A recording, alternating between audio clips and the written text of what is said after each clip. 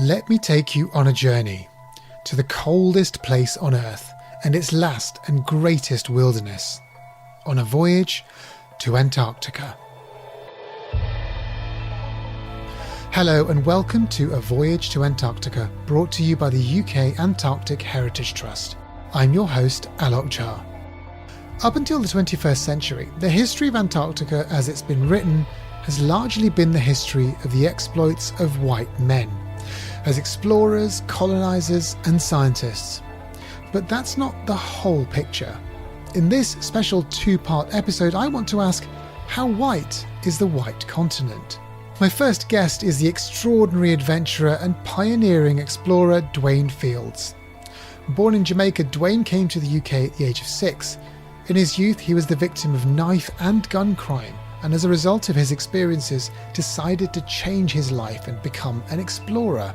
So in 2010, Dwayne set off on a 400-mile walk to the magnetic North Pole and became the first Black Briton to achieve this extraordinary feat.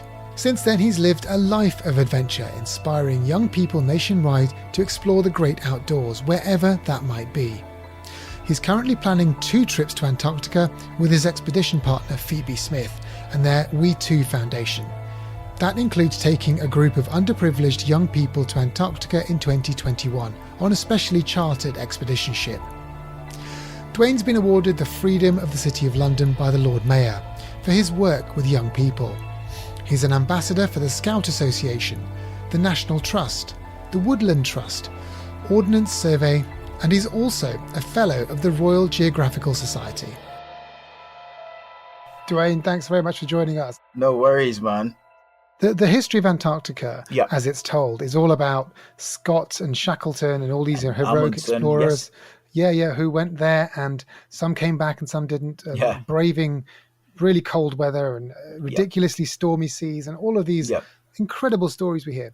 We don't really hear much about people of colour who've been to Antarctica. There've been a few, but really, really very small. I just wonder what awareness you had that people like you were going to Antarctica or had been, and what was the significance of trying to sort of open that up?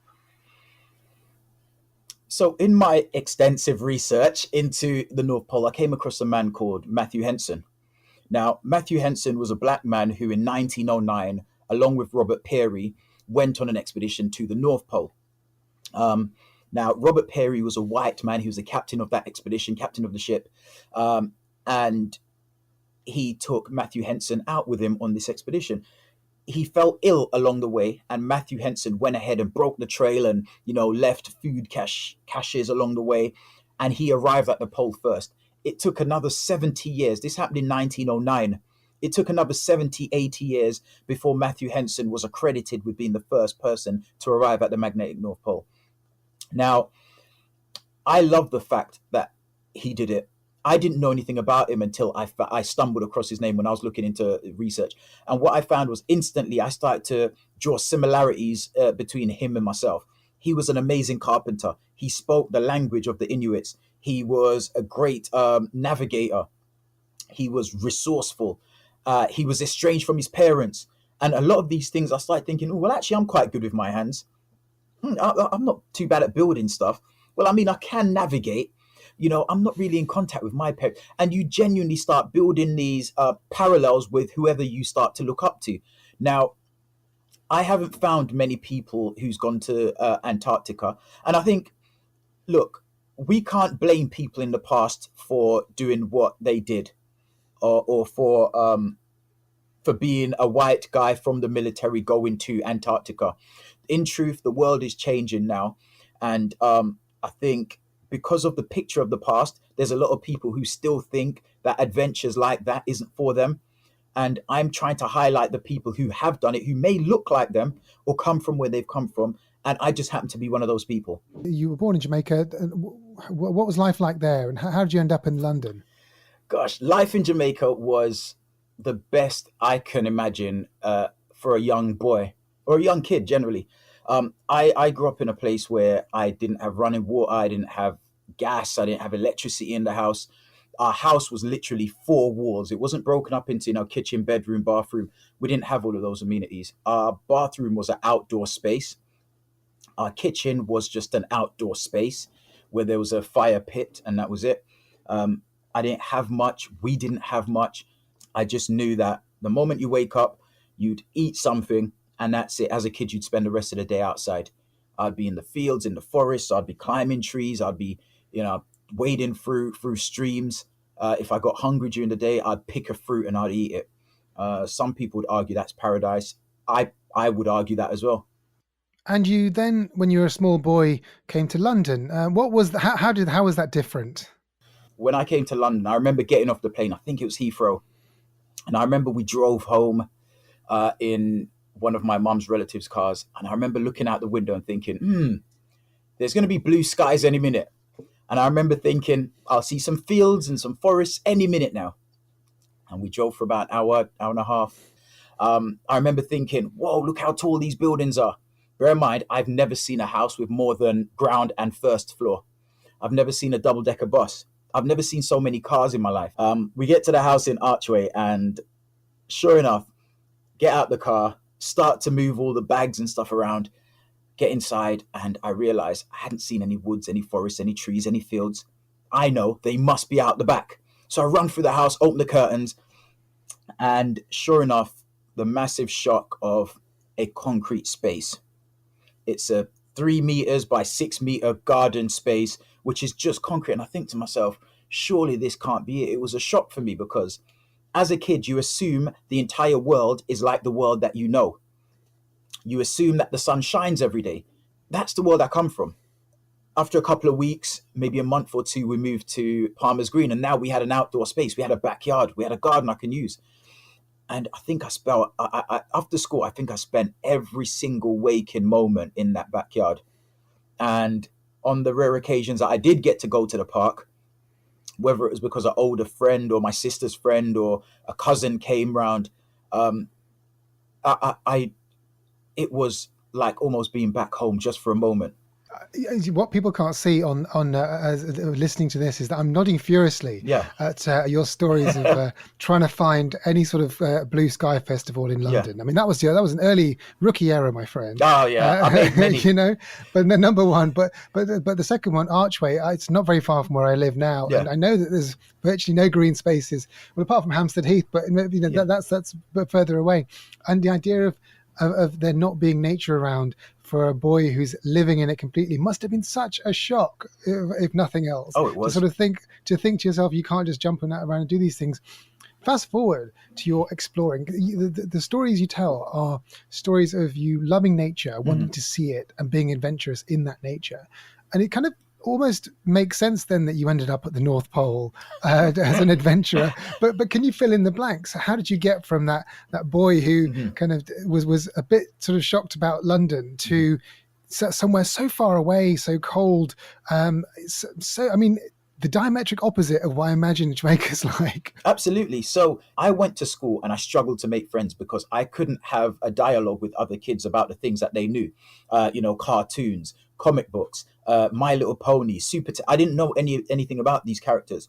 I have no friends except the one boy that the teacher put me next to on my very first day. He was my only friend in school.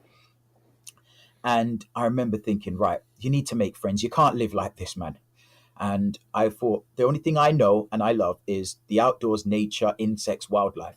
So I went into school one day, into my infant school, and I went through we had these plant pots along one wall, and I dug through and I found some wood lice and I found some other creepy crawlies, and I ran over to a group of kids in the playground from my class, and I thought, right, guys, look at this. And I opened up my hands and there's a handful of dirt and creepy crawlies, and everyone screamed and ran away from me saying, oh, you're nasty, and left me in the playground by myself.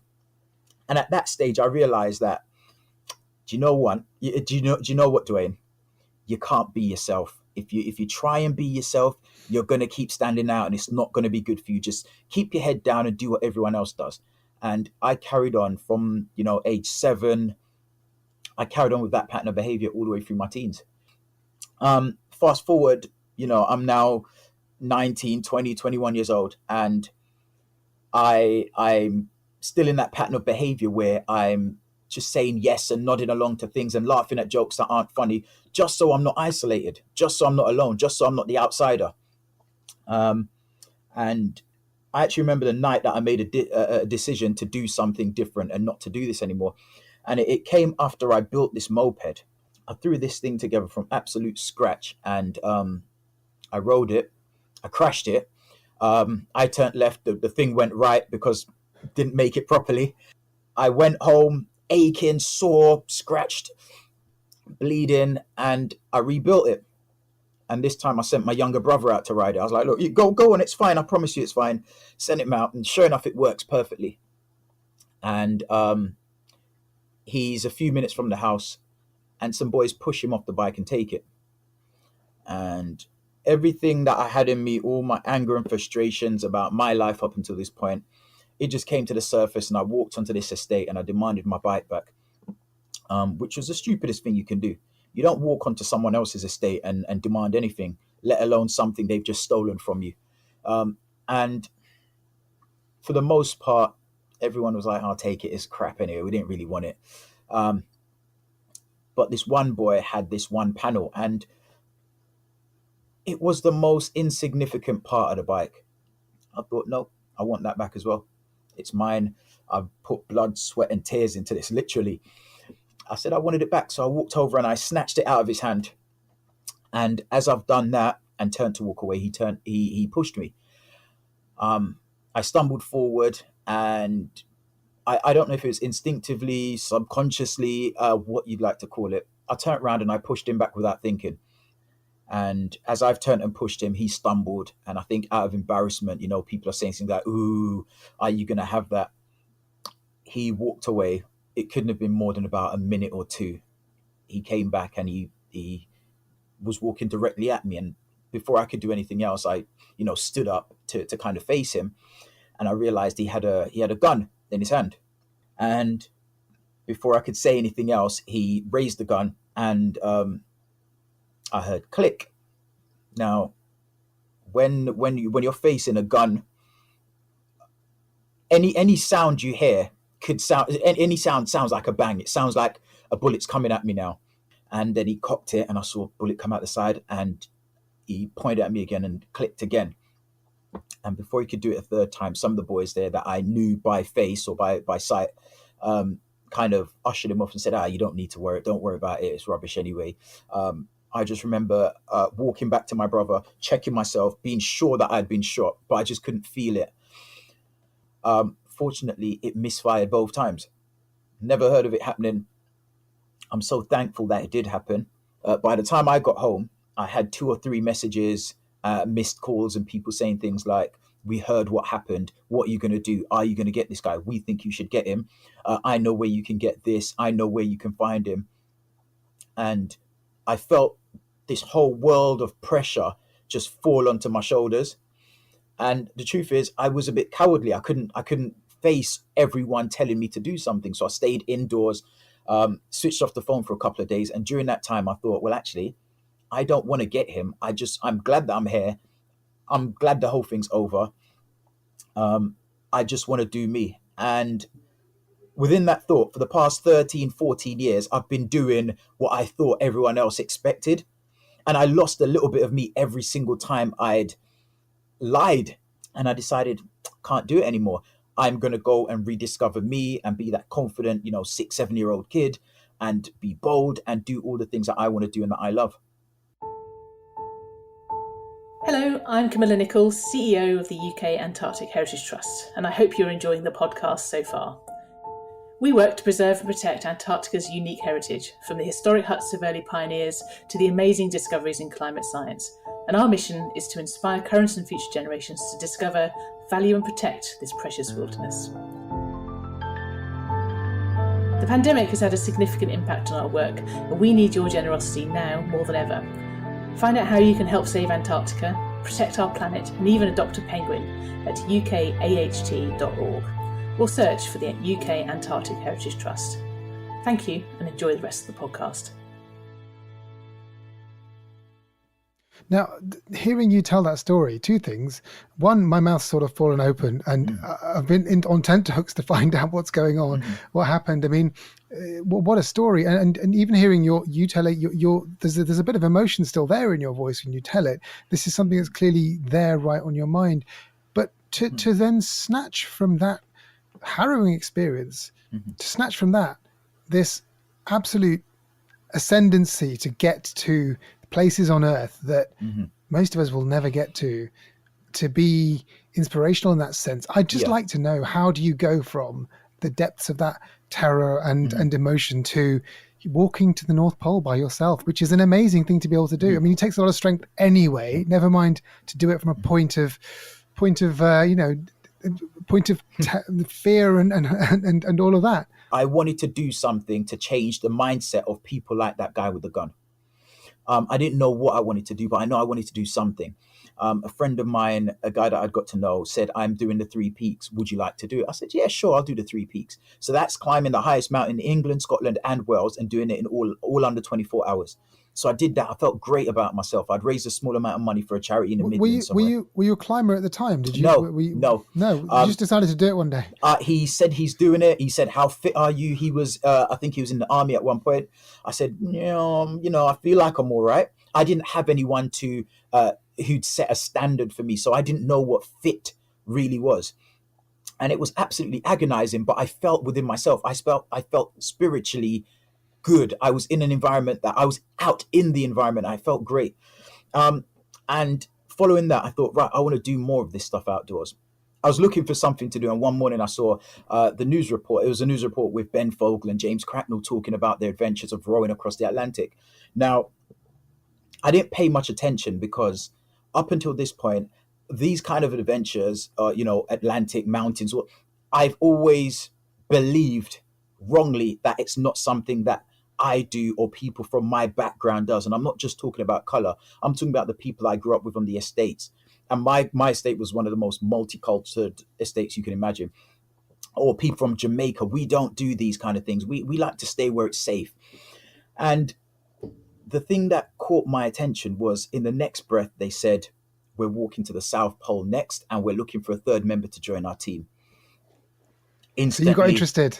All these light bulbs and wheels started to turn, and I thought, whoa, are they throwing it out there to anyone? And I did a little bit of research. Are they really asking anyone? What do I need? Am I qualified? Could I do it if they gave me the chance?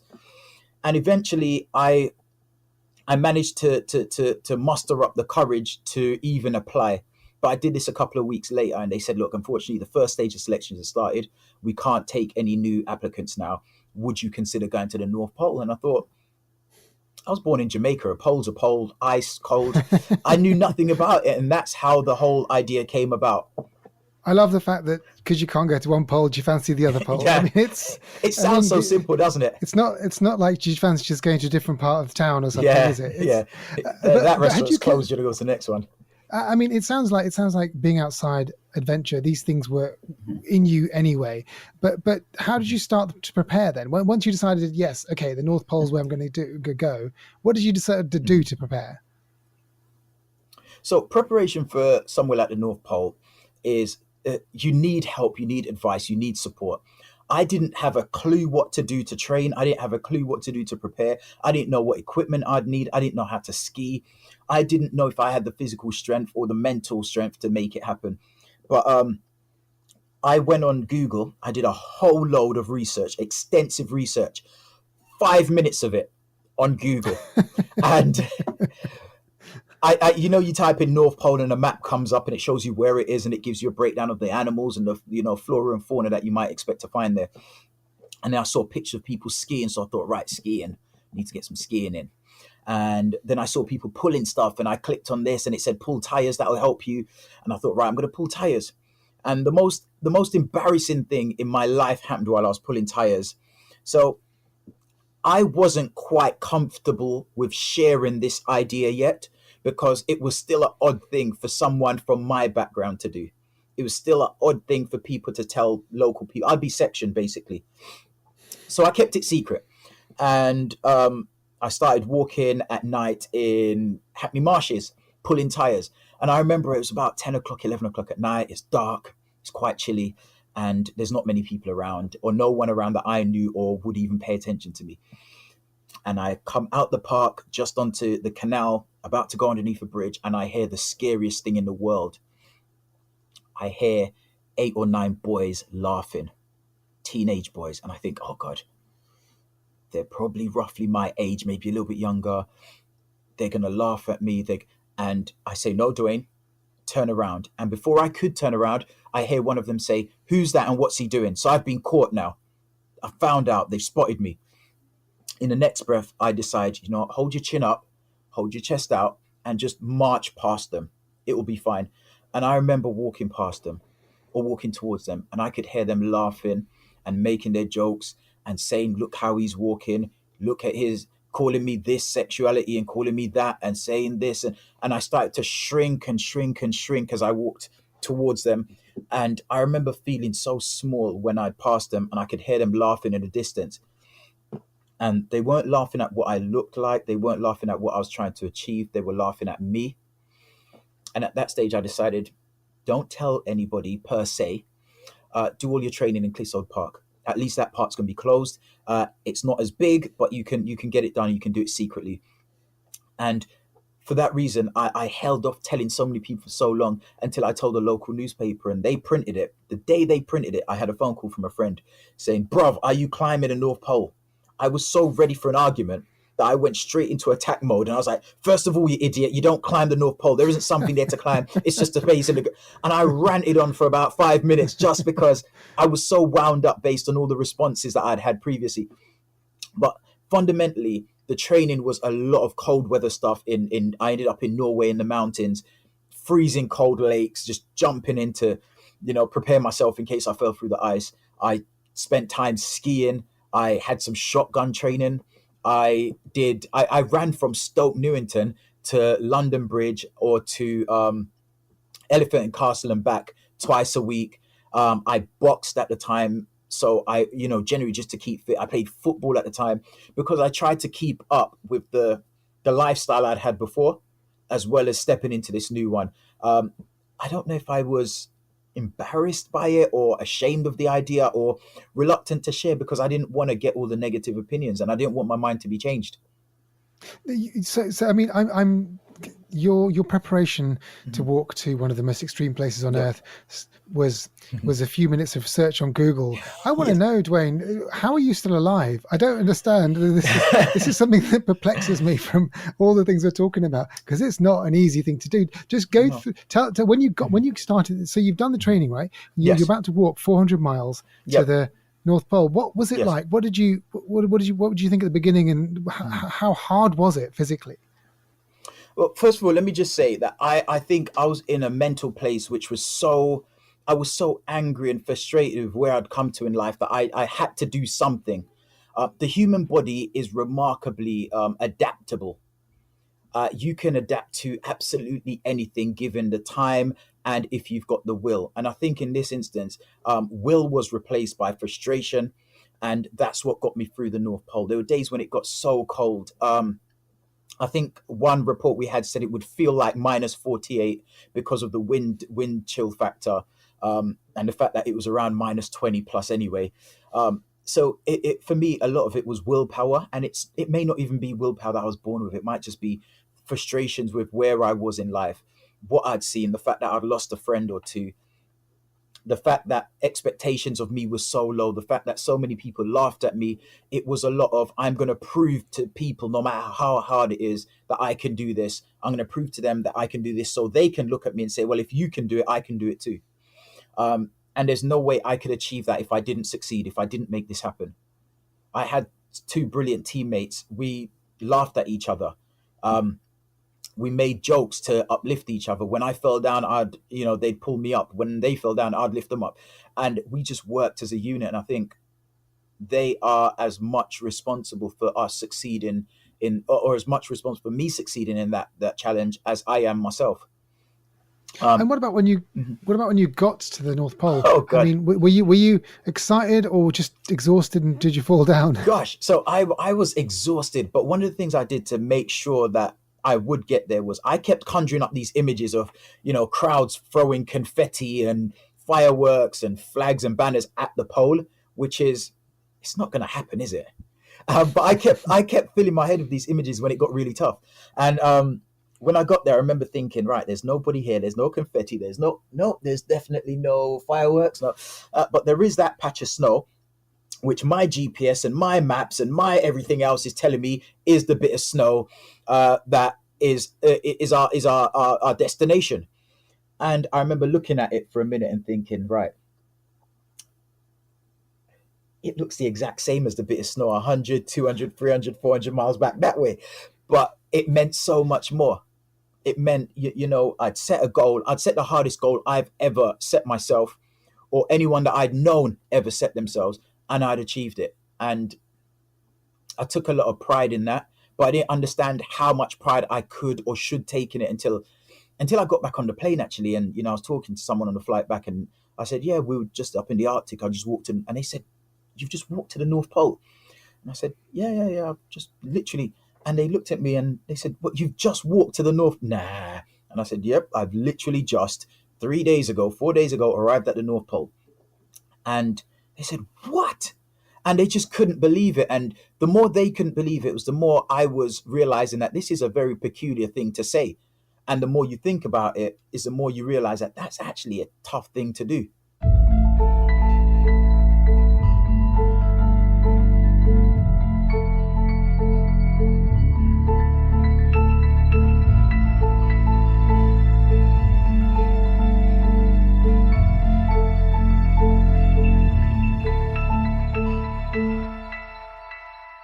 Tell us your plans. When are you planning to go, and what are you going to do? So first of all, me and my teammate are planning to do a crossing of Antarctica. We did a similar crossing, journey the length of Britain, to give you an idea of how far we'll be walking. It's about 1,400 kilometers that we'll be walking. But before we go off and do it ourselves, we're taking 20 young people on an Antarctic expedition, which is going to be the first of its kind. It's this coming Antarctic season, and it's going to be a carbon negative expedition. So 20 young people from backgrounds similar to mine, where, you're from a deprived area. You never expected to go and see anything like what these young people are going to see. People who have very limited aspirational goals, where people have very, weak ideas of what they might achieve in life, very limited in terms of opportunities. We're going to give 20 young people from across this country the chance to do something amazing, see something amazing, and feel great about themselves. What an amazing experience. Just think back to your childhood. What would that have done for you if someone had taken you on a trip like this and just opened your eyes to things that perhaps you had never seen before? I mean, it sounds like you already had that thirst for the great outdoors, but just think back, what would it have done for you? Well, look, I would have loved anything like this, because it would have made me feel like it was okay to be me so much longer. It would have made me feel like, actually, I don't have to be railroaded into this particular career. The whole world, in effect, is open for me to learn, to grow, to protect, and to benefit from. And to do it in a way that isn't damaging it, but can also benefit other people as well. Now, look, as a young person, and I know this because this was my experience, and I know it because I speak to young people all the time. I've spoken to thousands of young people over the last few years. I'm, a Scout ambassador. I was a manager at the Challenge Network. I've spoken to them, and one of the things that happens is when you say to someone, "Oh, Antarctica is shrinking and the ice shelf's breaking," that's just like, yeah, well, I'm here, I'm okay. When you hear one of your peers say, "I went to Antarctica, I saw it for myself, we can do these little things to change our behaviors," it's now real. It's part of your circle. Actually, Joey or Gina or Susie or whoever down the road went there. It's real. Trust me. It's now a real place. It's a real thing. It's not a myth anymore. And it's not, this paper tiger anymore. It's just, it's a real thing now. And I think that's what's missing in a lot of the communities up and down this country. And I think if you live in a deprived area, it's even further afield. Just on the issue of other types of diversity. So, the issue of people of color going to the continent. How much do you think it is a case that it's just those opportunities weren't afforded to those people? And how much is it the case that people of color now don't think it's something that they can do or want to do because it's not what their communities do? Yeah. So first of all, my teammate is a white woman from North Wales. We come from two completely different worlds, but we face similar challenges. Tell us her name. Her name is Phoebe Smith, superhero. I'm not gonna I would never tell her this. I think she's actually stronger than I am. But Good job no one's listening. yeah, good job. No one's ever gonna hear it. No, honestly, look, she's a white woman from Wales, and the truth is, the barriers that women face in the outdoors, that some women face, are very similar to some of the barriers that I've faced. We've been sat down in front of people, and they've said, "Well, you guys should be happy with what you've achieved, considering where you're from." Now, to me, that's clearly saying that's your glass ceiling. Stop there. Yeah, don't go any further. Don't go any further. That's exactly what it was. There are huge barriers set up, that were set up and are still in place. Many of them are still in place at the moment. One of which is the barriers that our own community set up within our own minds, and were reinforced by things that we'd seen externally. So, for example, when my grandmother came to Britain, the plan was you work, you go home. You don't leave your community, you stay where you live, you go to work, and that's it. Outside of that is dangerous. They were made to believe that by people outside of their community. They had teddy boys who would beat people up if they were in the wrong part of London. They would be looked at, spat at, shouted at if they got onto a bus which took them into a more affluent area. They were made to be fearful of leaving their small community. And that memory, that experience was handed down to my mother or to my, aunties and uncles and other people's, and then eventually handed down to my generation. So there were genuine fears about leaving your community.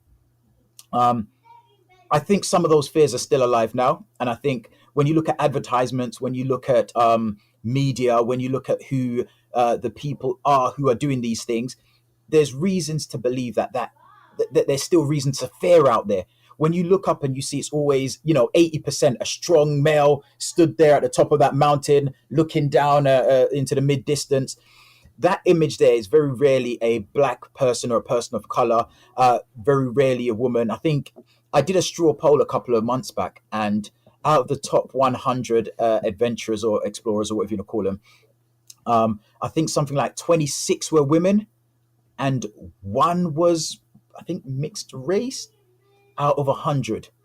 Now, Britain is pretty much 50-50 men, women. So that picture there alone, and again, that was just anecdotal straw poll that I took. That image alone tells you that maybe there's still work to be done with the advertisement, with adverts, with the images that we show, with people who are out there championing these causes, where the money is as well. I've struggled so hard to get funding to do expeditions, and I know other people who've done the exact same expedition as me. They've instantly got companies to support them. Now, maybe that's me. Maybe I'm writing something wrong, or maybe I just don't fit the image that they expect to, or maybe it's that I don't know. I'm not bankable enough because I haven't done enough. But I know personally people who have done just as much as me or just as little as I have. They've gone off, they've spoken to someone, and they've got a meeting, and then they've got some money to go on an expedition. So I think there's still some barriers there.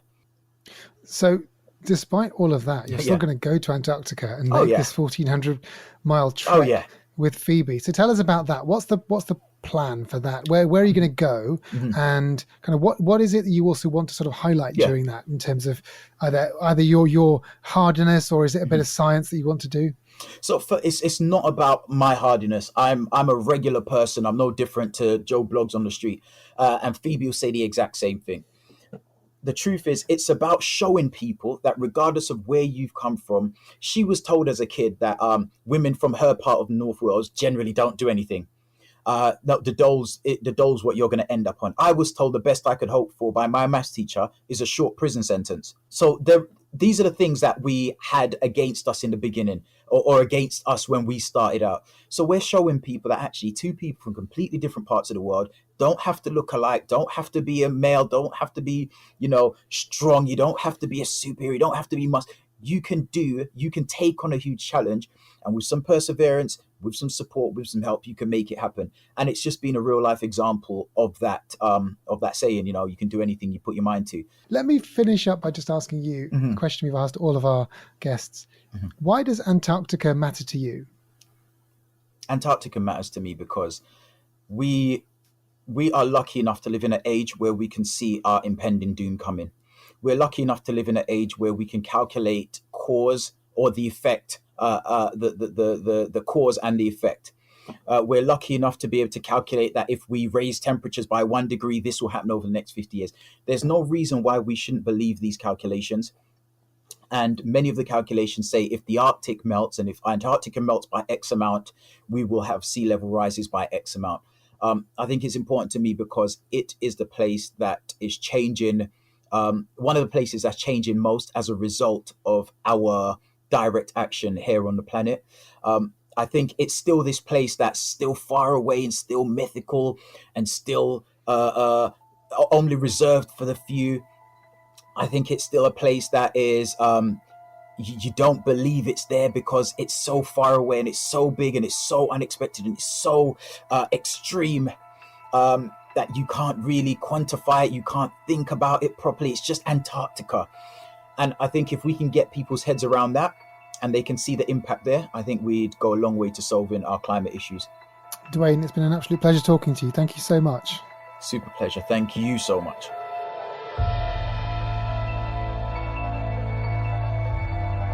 Thank you for listening. A Voyage to Antarctica is brought to you by the UK Antarctic Heritage Trust. To find out more about our guests, including photos and videos, head to our website at www.ukaht.org or follow our Facebook, Twitter and Instagram pages. If you enjoyed this episode, please do listen to part 2 of The White Continent, in which I'll be delving further into Antarctica's colonial history and discovering more untold stories of the continent with historian Dr. Ben Madison. This podcast is part of the Trust's Antarctica Insight programme, supported by the Arts Council England, the Garfield Weston Foundation, and the Foreign and Commonwealth Development Office. A Voyage to Antarctica was presented by me, Alok Jha, and produced by Jessica Norman. Ben Hewis is digital producer, and music and sound design is by Alec Hughes. See you next week.